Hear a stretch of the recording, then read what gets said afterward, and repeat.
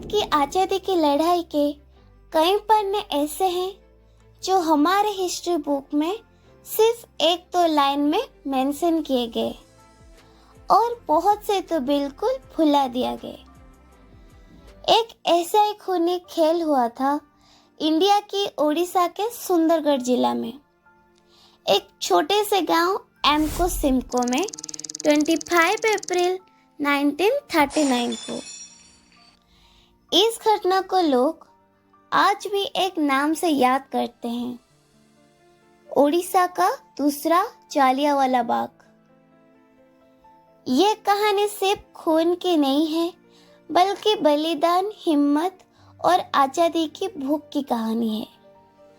आज हम जानेंगे क्यों हुआ ये मसगरे, कौन जिम्मेदार था, किसने अपनी जान दी और कैसे इसने हमारे भविष्य की राह हमेशा के लिए बदल दी।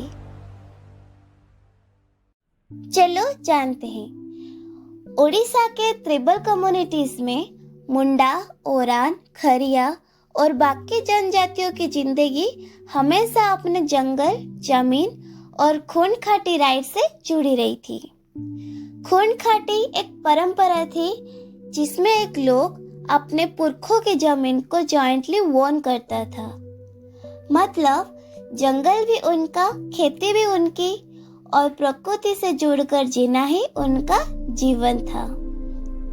लेकिन ब्रिटिश राज और गणपुर स्टेट के राजा महाराजा ने इनके ऊपर भारी लगाम थोप दिया।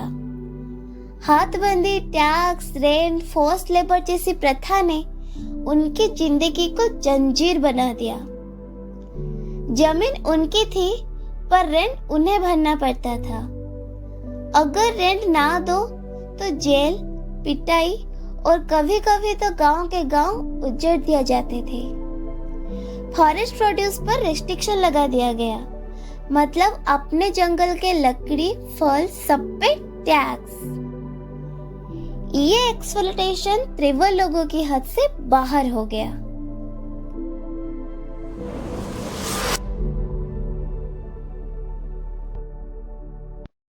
इसी दौरान एक नाम उभर कर आया, निर्मल मुंडा।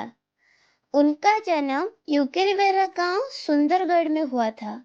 एक ट्राइबल परिवार में पैदा हुए निर्मल मुंडा ने आर्मी ज्वाइन किए थे और वर्ल्ड वॉर 1 में लड़ाई भी लड़े थे।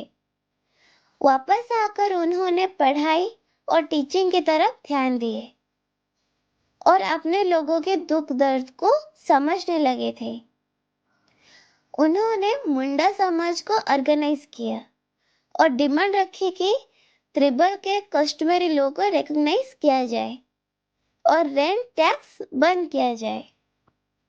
फिर उन्होंने शुरू किया नो रेंट कैंपिंग। उन्होंने कहा, यह हमारी जमीन है, हम अपने पुरखों के हक ब्रिटिश को क्यों दें, हम रेंट नहीं देंगे। ग्रेजुअली हजारों ट्राइबल्स उनके साथ जुड़ गए और एमको सिमको का जमीन एक आंदोलन का केंद्र बन गया।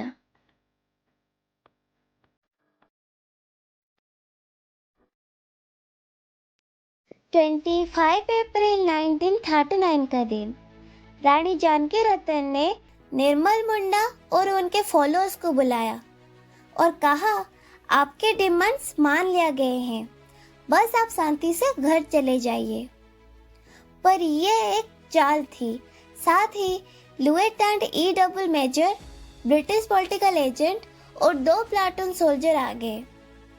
असल मकसद था निर्मल मुंडा को गिरफ्तार करना। उस दिन एमको सिमको में 20,000 से ज्यादा ट्राइबल्स इकट्ठा थे। जब मेजर ने क्राउड में निर्मल मुंडा को ढूंढा तो सबने एक सुर में कहा, मोय निर्मल मुंडा, मैं ही निर्मल मुंडा हूँ। यह एक सिंबलिक प्रोटेस्ट था, एकता का नारा। फिर मेजर वहां से चले जाते हैं। इसी बीच एक छोटा बच्चा मानिया मुंडा मेजर घर जाने के रास्ते में आया और मेजर ने बिना सोचे समझे उसे बायोनेट से मार दिया। बच्चा वहीं शहीद हो गया। ये देखकर लोग गुस्से से भर गए भीड़ भड़क उठी और तभी ब्रिटिश सोल्जर ने बिना वार्निंग दिए फायरिंग शुरू कर दी। गलियों की आवाज, चीख पुकार और खून से भरा जमीन। ब्रिटिश ऑफिशियल रिपोर्ट के हिसाब से 49 लोग शहीद हुए, लेकिन लोकल लोग कहते हैं कि 300 तक त्रिबल उस दिन मर गए थे। शहीदों के लाश को ट्रक में डालकर ले गए और जला दिया गया। घर घर मातम था और एमको सिमको एक खूनी इतिहास का गवाह बन गया। मैसाकर के तुरंत बाद ओडिशा के अखबारों ने ब्रिटिश एट्रोसिटी की कड़ी निंदा की। ब्रिटिश रिकॉर्ड में डेथ से 49 दिखाया गया, लेकिन जिन्होंने खुद देखा उनके लिए वो दिन एक नरसिंहारे मैसाकर था।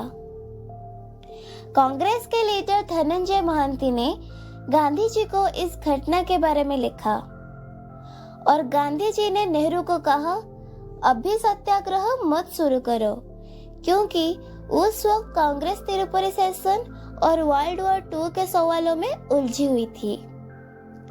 लेकिन बाद में नेहरू ने भी माना कि यह एक बार्बरिक एक्ट था।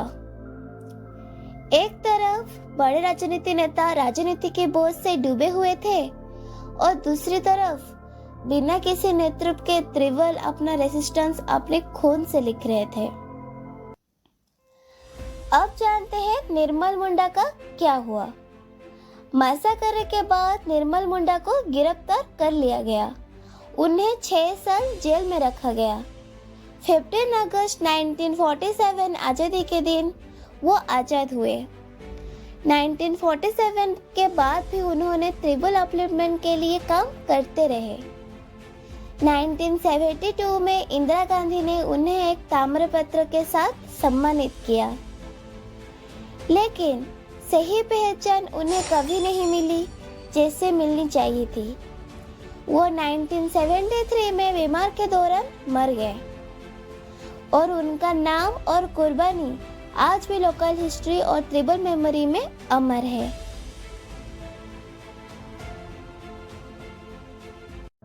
आज भी हर साल 25 अप्रैल को लोग एमको सिमको शहीद समारोह पर इकट्ठा होते हैं, शहीदों को श्रद्धांजलि देते हैं, लेकिन रिकॉग्नाइजेशन अभी भी पेंडिंग है।